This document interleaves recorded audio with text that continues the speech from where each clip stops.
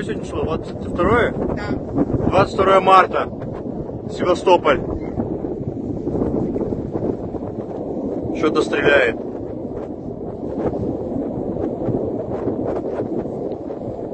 Что-то непонятно. Понятно, там корабль стоит далеко-далеко, видно его. А, Маленький я такой. снимаю, значит. Что-то стреляет.